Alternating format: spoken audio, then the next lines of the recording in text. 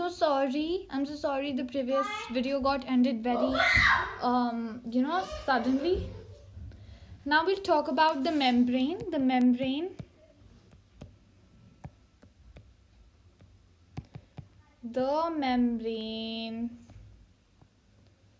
is selectively permeable.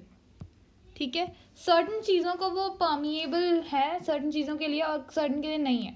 To some molecules present on either side of it, many molecules can move briefly across the membrane without any energy. इसे हम passive transport बोलते हैं. उनको किसी भी energy की ज़रूरत नहीं है. Without any energy they can move across the membrane. ऐसे ट्रांसपोर्ट को हम पैसिव ट्रांसपोर्ट बोलते हैं. ठीक है, जैसे न्यूट्रल सॉल्यूट्स में move across the membrane by the process of simple diffusion along the concentration gradient. जैसे कि कॉन्सेंट्रेशन ग्रेडियंट क्या होता है, बहुत लोग कंफ्यूज जाते हैं. जैसे यहाँ पे एक सब्सटेंस है और यहाँ पे दो एरियाज हैं. यहाँ पे जो है एक पर्टिकुलर सब्सटेंस जो है बहुत ज़्यादा प्रेजेंट है ना. यहाँ पे इतनी ज़्यादा ये सब्सटेंस प्रेजेंट है.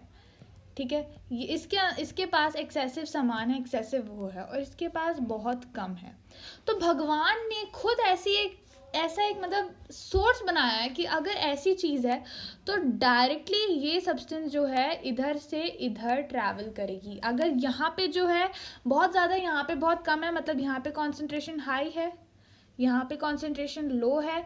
तो भगवान ने ऐसा बनाया है नेचर के लॉज को इस तरीके से बनाया है कि ये सब्सटेंस जो है इधर ही जाएगी.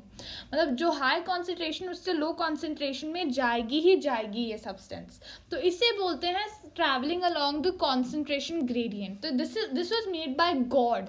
ओके, दैट इफ समवेयर यहाँ पे इसके पास बहुत ज़्यादा इसको ज़रूरत है नहीं, तो ये थोड़ा बहुत उसको दे देगी और उसके पास भी सामान पहुँच जाएगा. तो अलोंग कॉन्सेंट्रेशन ग्रेडियंट हो जाता है ट्रांसपोर्ट, है ना.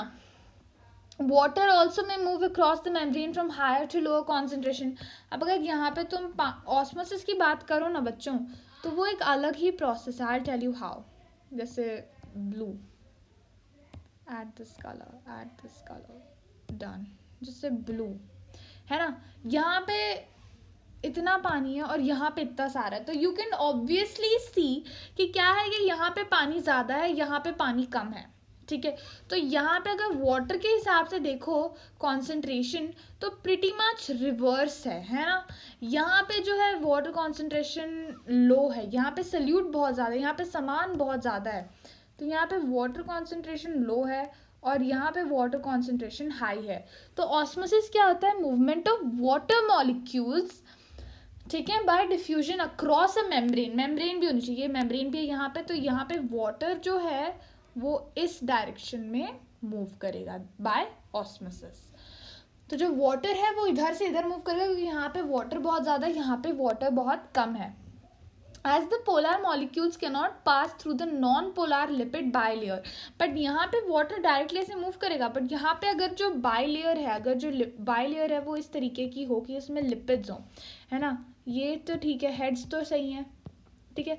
बट नॉन पोलार, हेड्स तो पोलार हैं. पोलार मतलब तुम देख सकते हो एक इस तरफ फेस कर रहा है, एक इस तरफ, बट जो टेल्स हैं दोनों एक दूसरे की तरफ फेस कर रही हैं. तो जो है नॉन पोलार टेल्स हैं और जो हाइड्रोफोबिक है, तो यहाँ पे पानी घुस ही नहीं सकता.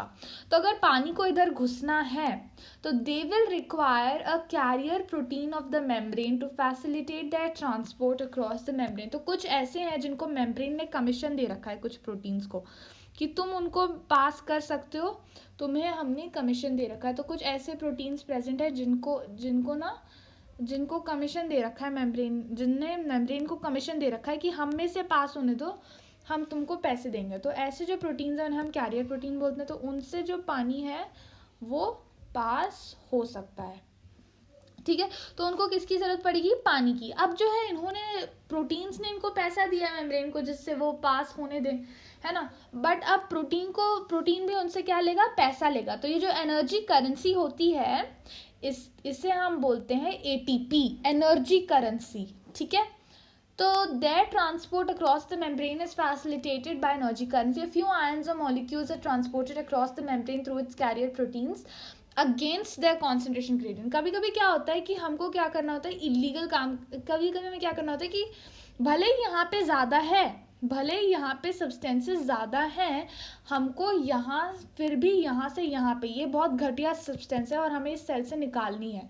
भले ही यहाँ पे बहुत ज़्यादा है इस सब्सटेंस की क्वांटिटी, फिर भी हम इस सब्सटेंस को भी अगर हमें इधर ले जाना है तो अगर ऐसे तो होगा नहीं, भगवान ने तो यही बनाया कि ऐसे जाएगा, तो तुम्हें क्या करना होगा, एंड पैसे दे के एक प्रोटीन डालना होगा इधर, एक प्रोटीन लगा दो, और वो प्रोटीन लगा दो, वो तो कैरियर प्रोटीन होता है, प्रोटीन लगाओ नहीं तो क्या करोगे कि such a transport is energy dependent which is ATP is utilize, तो यहाँ पे एक पंप लगा दो, वो पंप जो है उनको पंप कर देगा, तो इससे क्या होगा कि ये जो बचे कुछ मॉलिक्यूल्स हैं ये पंप होके उस तरफ चले जाएंगे, तो पंप जो है पंप कर देगा उसको इस तरीके से, और पंप से वो ऐसे चले जाएंगे। तो ये जो है एक और टाइप ऑफ ट्रांसपोर्ट है, इसको हम बोलते हैं एक्टिव ट्रांसपोर्ट।